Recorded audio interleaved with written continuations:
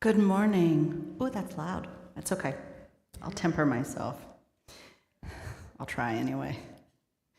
Our call to worship comes from anthropologist, American author, and Howard University grad Zora Neale Hurston. It's two quotes I've kind of cobbled together from her work. She writes, "Love is like the sea. It's a moving thing, but still and all, it takes the shape from the shore it meets, and it's different with every shore. Love makes your soul crawl out from its hiding place." Please join me as you're willing and able in singing hymn 18 in our gray hymnal, "What Wondrous Love Is This?"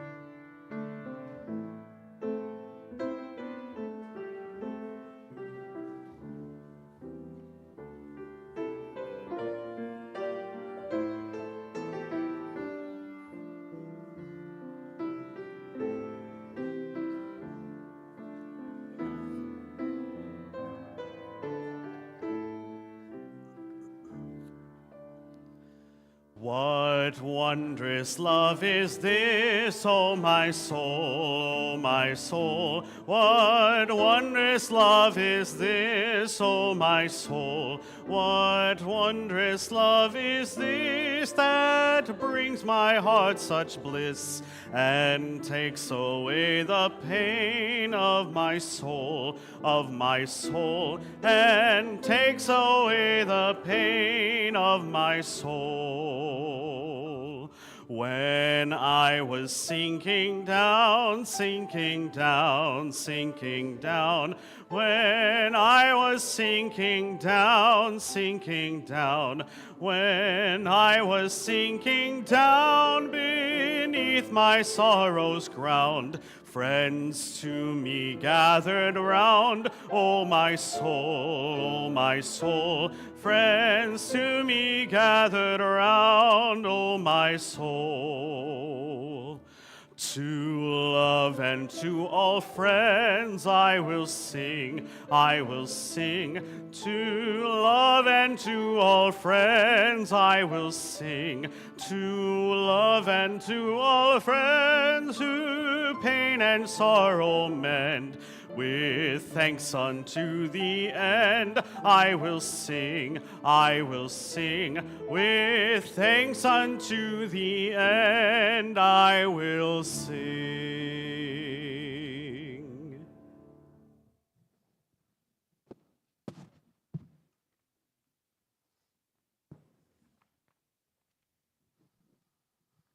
Alice lighting today comes from my colleague, Reverend Amy Russell, and my beloved friends, Worship Associate Cynthia, and Choir Director, Music Director, Jack of all trades, Eli, will be helping me, so I'll start. You who find your heart is breaking, come in. You who are confused and wondering, come in. You who are angry, in pain, or not wanting to be here, come in. You who are hopeful and energized, come in. Come into this community of your heart where you have been held in love and in comfort, where you have shared your joy and your spirit, where you have asked questions because you felt they needed asking, where you have found friendship and companions, where you have sometimes not agreed and sometimes not felt comforted, and sometimes not felt heard. Bring your broken heart and grief. Share them. Bring your confusion and your questions. Share them. Bring your anger and your pain. Share them. Bring your hope and your energy. Share them. For here in this place, we can be together. We can gather in all the conflicting emotions tumbling around in our heads and our hearts we bring them together here and lay them on the altar of community. For community means that fragile, not perfect beings can come together in the name of peace and seek to find peace again. Peace, Hope. healing. May it be so. Please be seated. And welcome to the UU Church of Lancaster. I am Reverend Elizabeth Haralam Shuba, she, her pronouns, and I serve as the affiliated community minister for this congregation. We are so grateful that you chose to be here this morning on this beautiful autumnal day.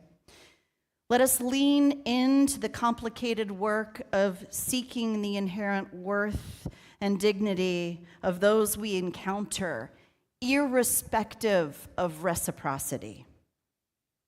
I don't promise answers, but I promise we will walk together in the complexity of being human. Hope is what we can make in community.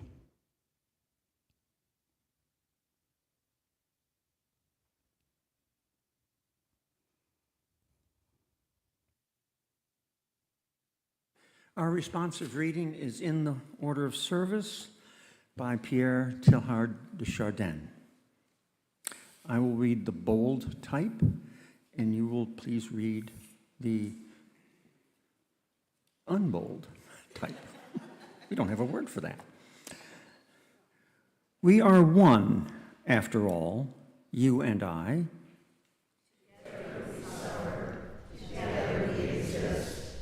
And forever will recreate each other.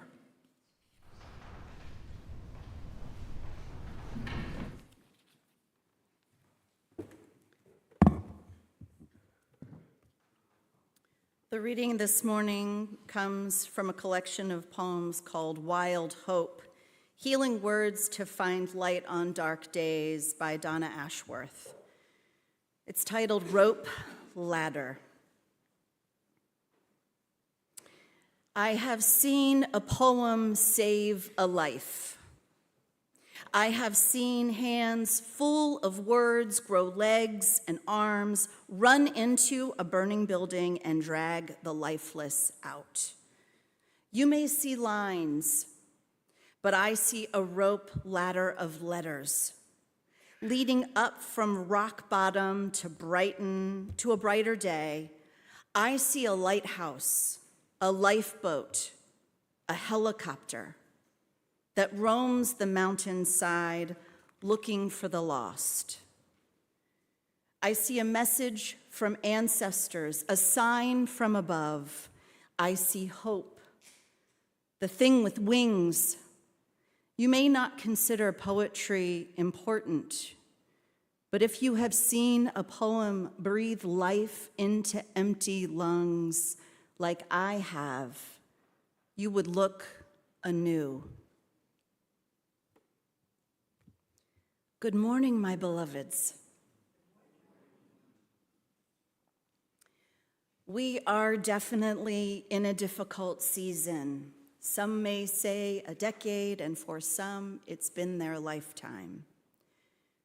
So congratulations, you got out of bed this morning. And I hope today will be the catalyst to getting you out of bed all week. Lofty expectations, but it's the least we can do. Two things can be true at the same time. We can be seekers of connection with those we meet, and we can be filled with emotions when we encounter someone that feels like a barrier to connection. We can hold love as our most sacred value and entertain thoughts that run counter to love. As Neil Horston wrote, love takes its shape from the shores it meets, meaning we don't love everyone the same. They teach us by their behaviors, how deeply we should love. And some don't scratch the surface, but our aspirational faith means that doesn't mean we stop trying. We just know how to better maybe protect ourselves. People of faith have been navigating the tension between these seemingly opposed parts of ourselves for forever.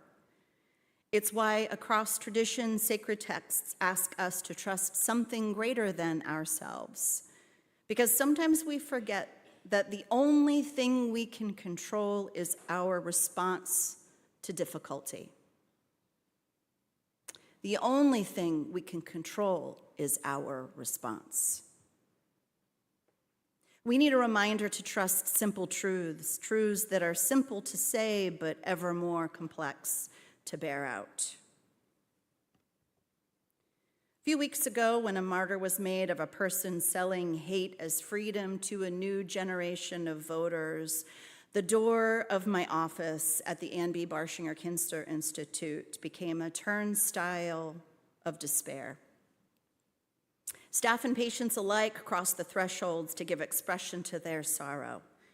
Some holding on to their belief that he was martyred for his opinions, most beside themselves in the jarring surprise at who among their beloveds unmasked themselves in support of his rhetoric. I too have found it increasingly more difficult to seek the inherent worth and dignity in those I meet. When they try so hard to tell me that that is not a value that we share. I mean, I'm not a saint. Choosing to have my love come before my judgment when meeting new people isn't a reflex. It's always a choice. But this current landscape, with its ever-increasing cruelty, makes it more difficult to choose, and yet we must. We don't have to invite folks to our table, but as UUs, we are charged with seeking a pathway to the humanity of those we meet. As the world gets smaller and we are exposed to far more people than our ancestors could have imagined, I wonder how this seeking humanity and those we encounter but will never actually meet bears out. How do we protect our peace and remain good stewards of our UU values? More on that later, but first, my own challenges. For years now, when I would see a red hat wearer, I would pause, notice my internal emotions, take a deep breath, and ask myself to be curious about what I don't know about them. These last few weeks, I have just found myself feeling hurt, thinking, bro, come on, I'm tired, and your double dog daring me to see you is something additional to what you want me to see. Not to mention when seeing these folks at work, my sensitivity to the fact that this is an oncology medical center, a place where people can't choose to be, but have to come multiple times a week. A place filled with t-shirt wearers sending every imaginable message to cancer. And you want to send a message that you worship a false idol, a perpetuator of hate. You couldn't pause your evangelizing of this federal government for 3 hours while you were in a shared space with people navigating a similar illness. I don't get angry. I feel sorrow. Sorrow for the radical individualism which seeks homogeneity, which is impossible in a country created on stolen land. As I wrote that line, I thought to myself, this is why I'm no fun at parties. Lucky for me, I know really wise people who love me anyway, and from whom I am always learning new ways to preserve my peace.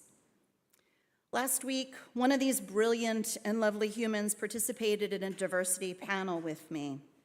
In addition to being an oncology and palliative care chaplain for LGH, one of the ways that I serve as your affiliated community minister is as an anti-oppression, anti-racism, multicultural educator.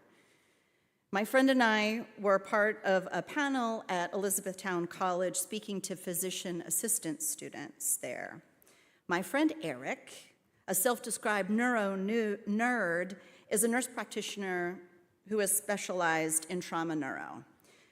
And he dropped some neuro nerd news, I knew that alliteration was going to get me, on the class that day.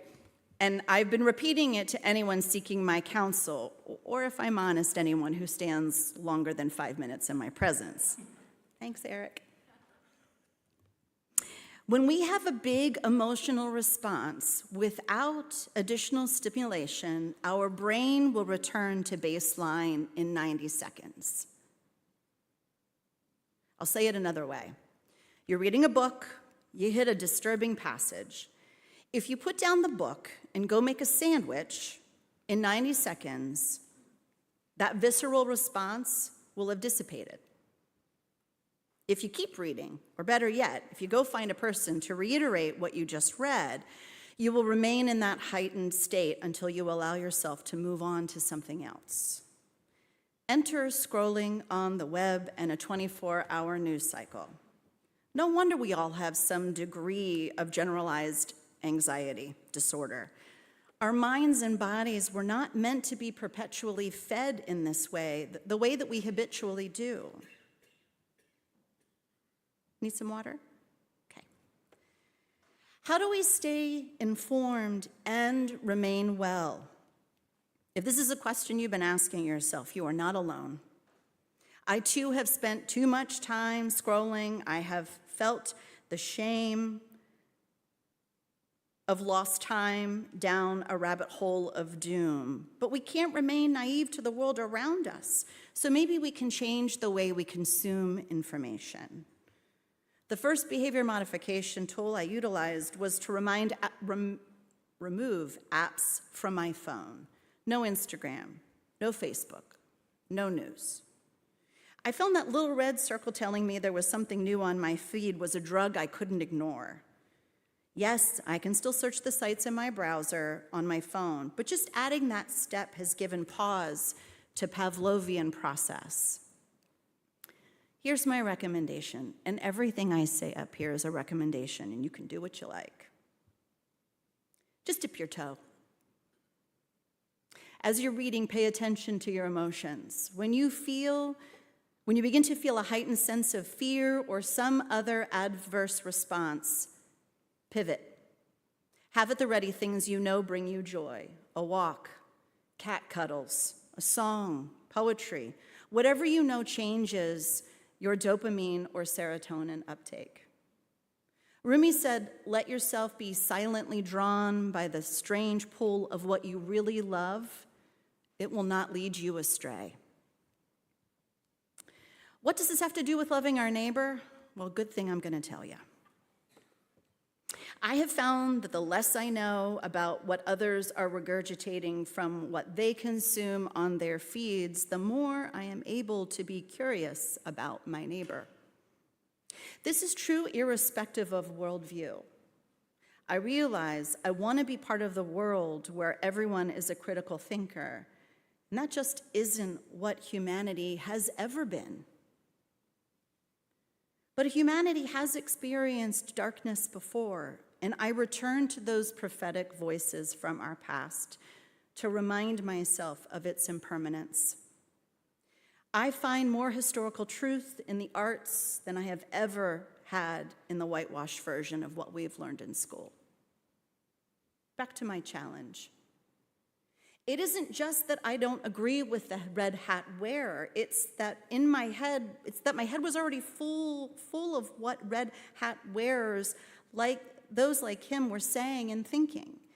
I couldn't help but project that onto him because of what I had been told about him. It took up all the space.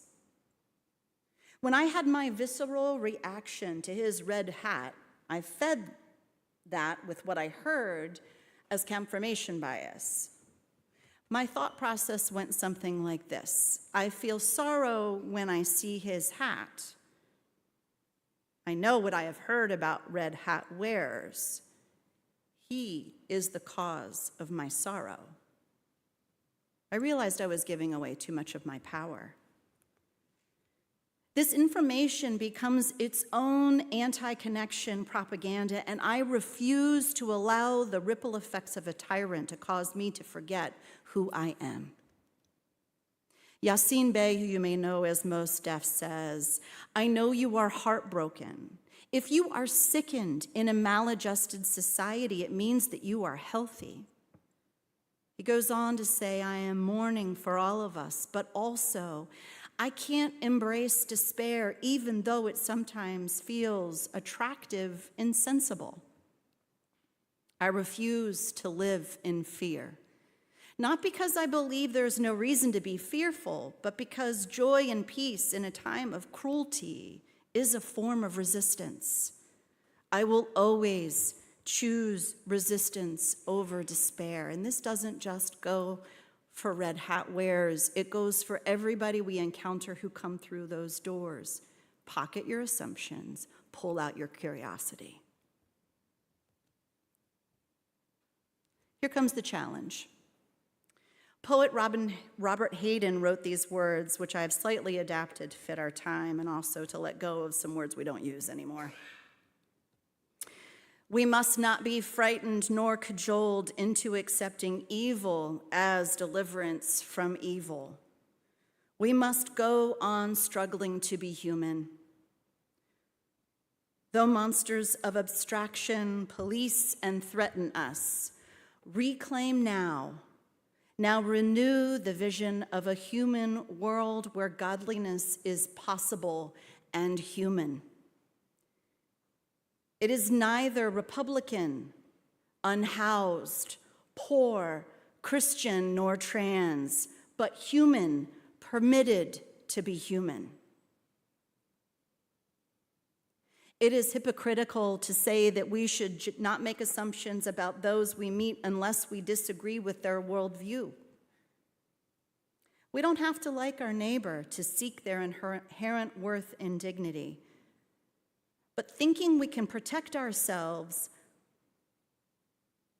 living in this assumption, keeps us sick. And yes, there are people out there seeking to do others harm. But we can't protect ourselves by making assumptions alone. And for those of us who, with the most privilege, we can't change the minds of those seeking to hate those we love if we can't find a way to connect with them. We can only control our response to the world we encounter. In the same way that forgiveness benefits the forgiver, the less space we hold for the ingredients of hatred in our world, the more space we have for compassion. May it be so.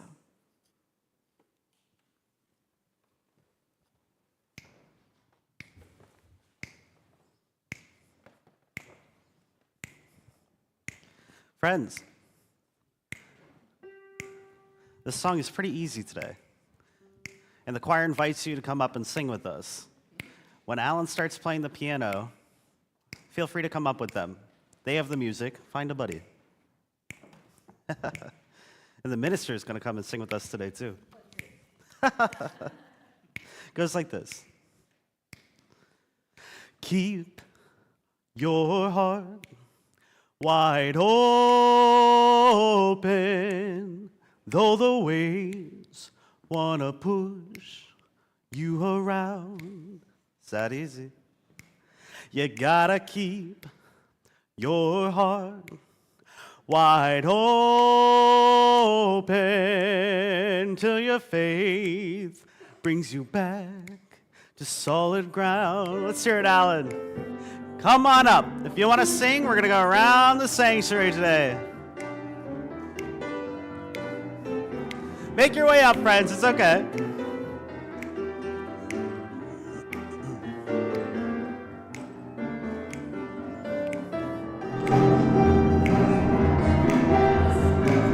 Come on, don't be shy. It's your church.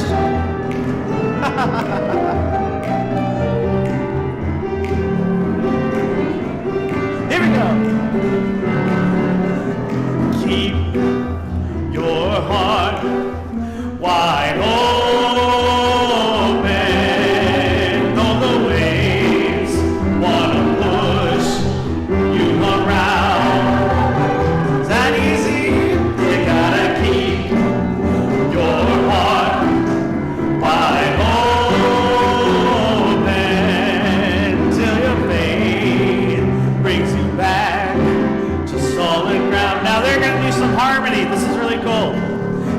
gotta keep my heart wide open.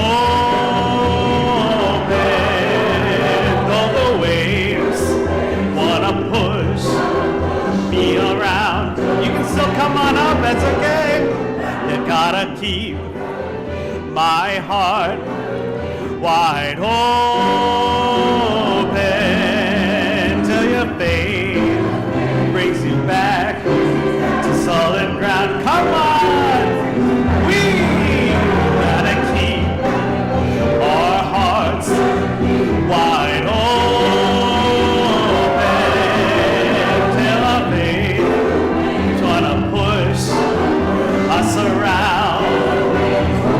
We gotta keep our hearts wide open till the wave brings us back to solid ground. Come on, sing that with me, stand if you want. We gotta keep our hearts wide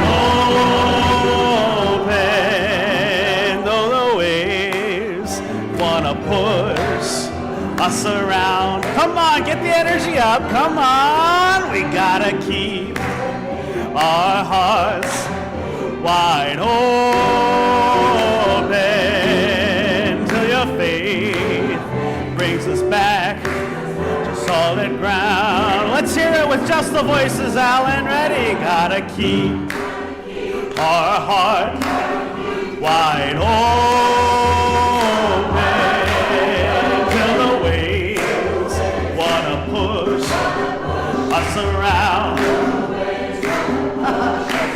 We gotta keep our hearts wide open till our faith brings us back to solid ground. Everybody, come on, come on. We gotta keep our faith wide open. You got it till our faith gonna push you around. We gotta keep our hearts wide open till our faith.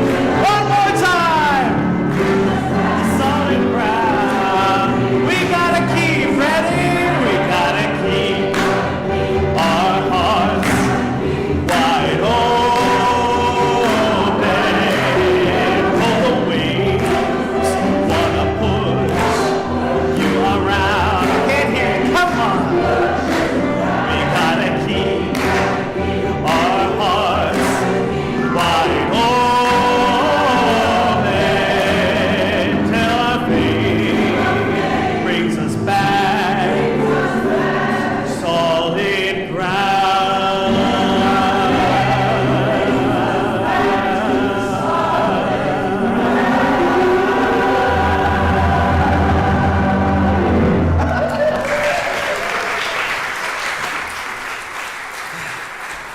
Thank you.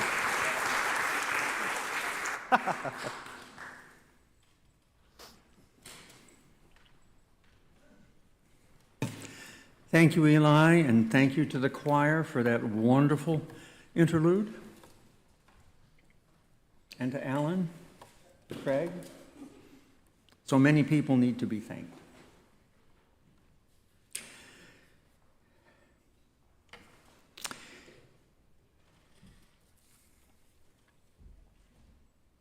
So who is my neighbor? Is it the person who lives next door to me or who used to? We closed on our house on Friday. So I had neighbors. Are those my neighbors? Are my neighbors the new people who are in the same community in Willow Valley where I live? Are my neighbors the people who live right next door to this church in the boarding house at 544 Chestnut? Are they my neighbors?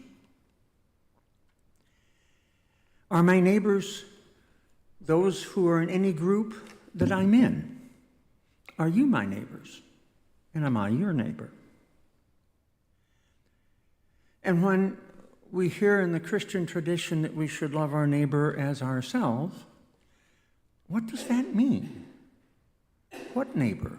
Which neighbor?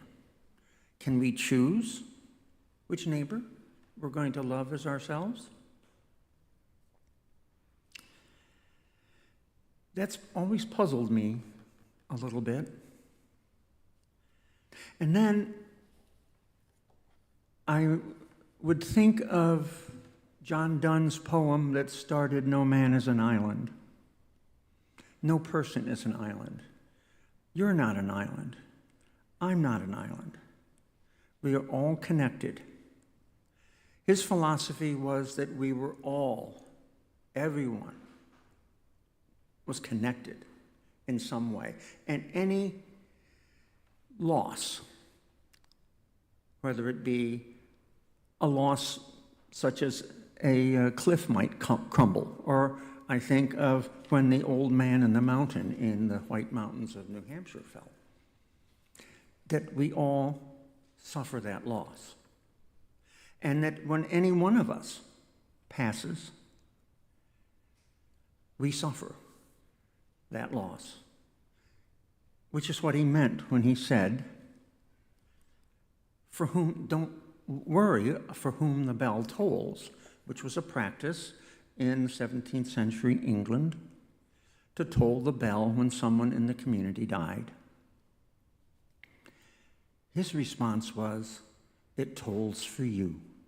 It tolls for me.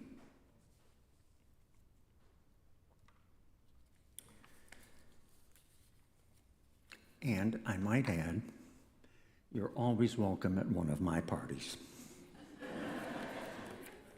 Everybody eats that guy at their table. At this time in the program, we will gratefully accept your offerings to continue the work of this church. Our Share the Plate for this month and for the next couple of months will be Off the Street, which, as the description says, provides hope and dignity to those experiencing homelessness by helping them transition to permanent housing. They assist persons referred by local social service providers with a secure deposit and basic furnishings.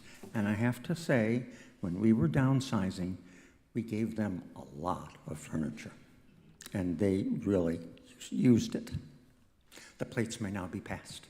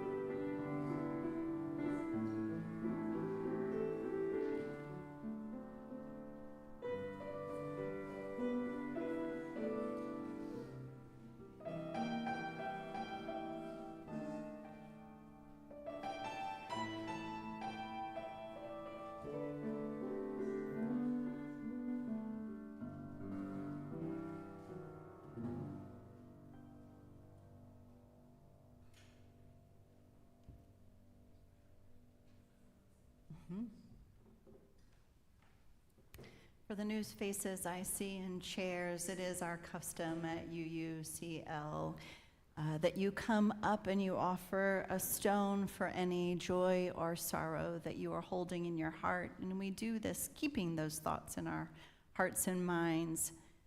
So as is our custom, if you would rise and come through the center and then make your way over to the worship associate, Cynthia, and put your stone in the sand. And sometimes we have one of each, so feel free.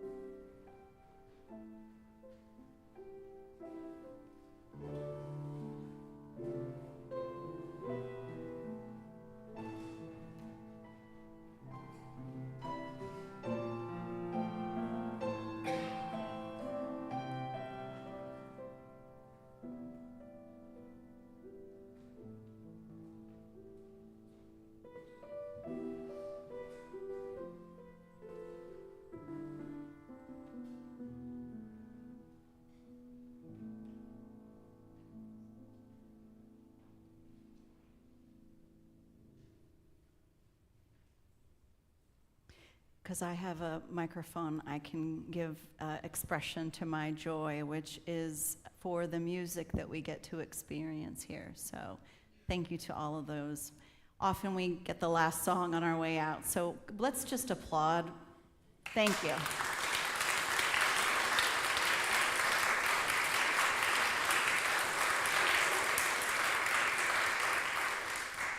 As a creator of worship, music is the place where I get to experience the divine when I'm in beloved community. So I'm always grateful for you all. And now a moment of silence, and then I'll offer a pastoral prayer.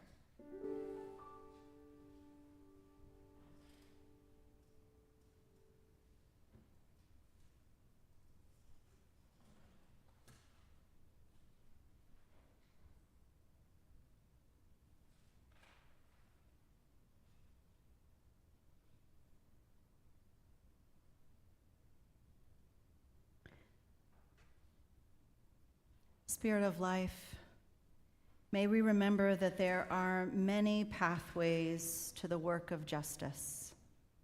While we are called to this work as you use, we must also preserve our cosmic energy.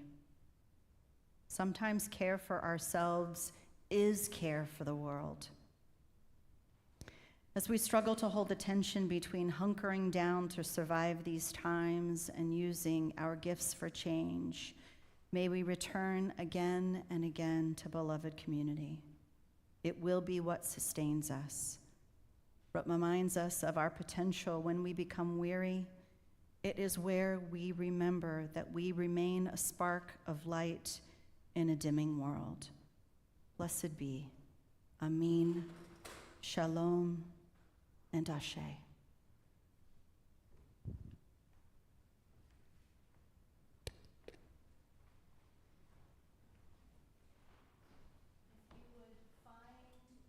Your gray hymnal, Cynthia will lead us in our affirmation of faith. You can find it in the front. Do you need a gray one? A gray one? It's in the front of the... I cannot hear you.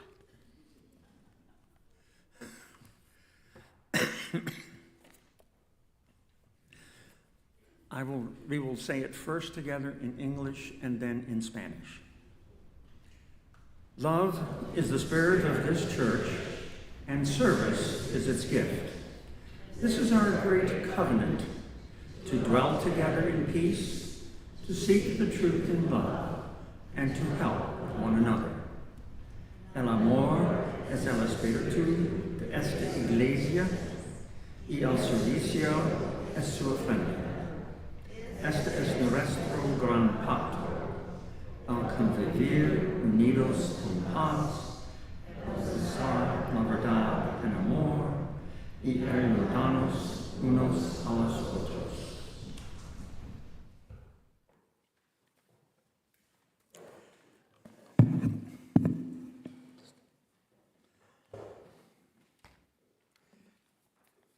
I have a few announcements that I'm going to draw your attention to. This is the first Sunday. The Labyrinth will be open in Founders Hall from 11 to 1 this afternoon.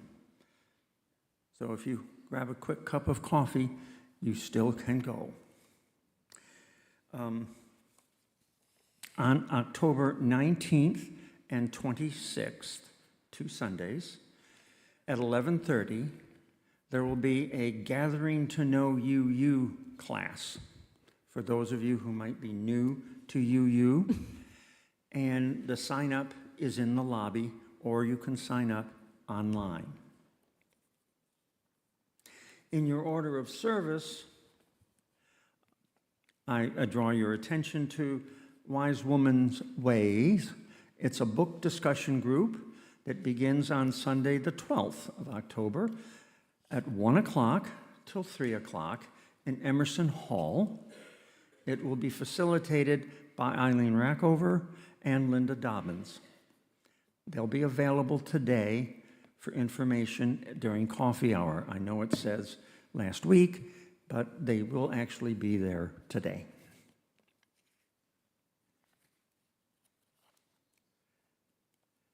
And for those of you who do keep track of things like this, the next full moon is in 2 days.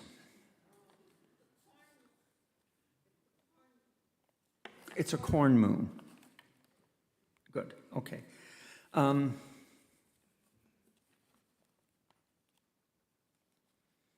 Paper, swimming in paper. If you will stand as you're able, and we can sing hymn 1052. It's in the teal hymnal.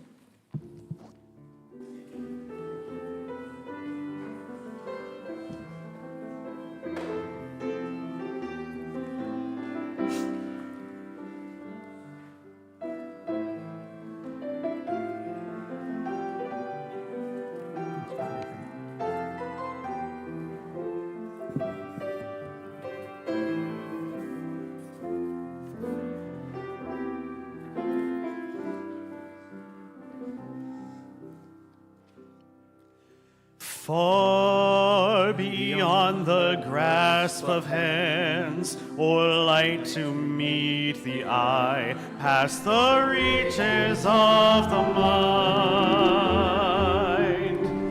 there find the key to nature's harmony, and an architecture so entwined. The birds whose patterns grace the sky and carry all who join in love expanding. The message of peace will rise in flight, taking the weight of the world upon its wings. In the oneness of everything,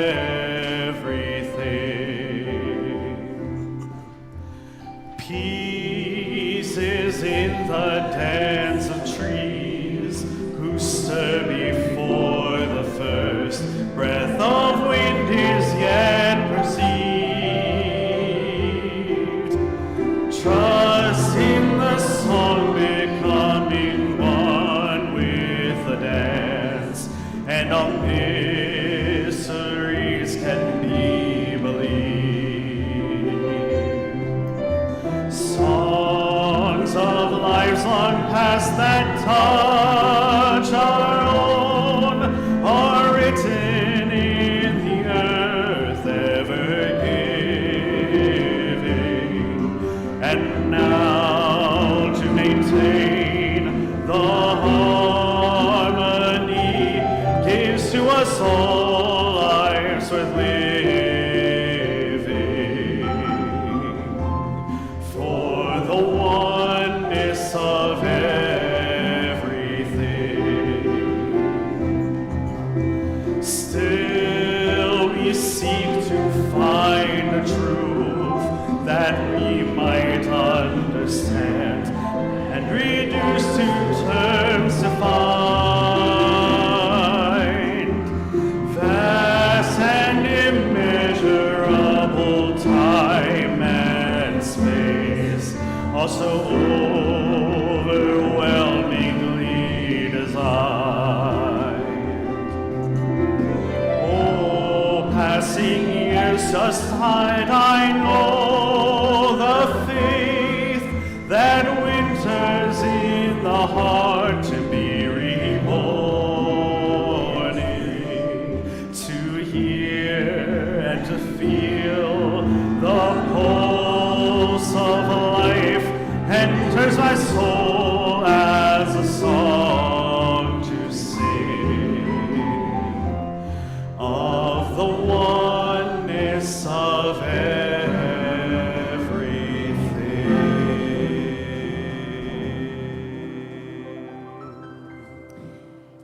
If you'll please stay standing and take the hand of your neighbor if you feel comfortable as I offer these words of benediction.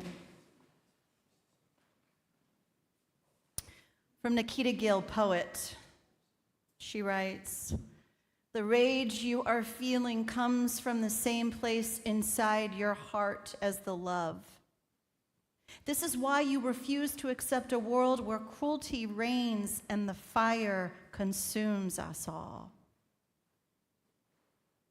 You have known hope and joy and kindness like you have known water.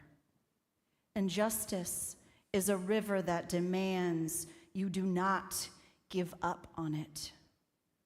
May it be so. Go in peace, creating ripples of love. Amen.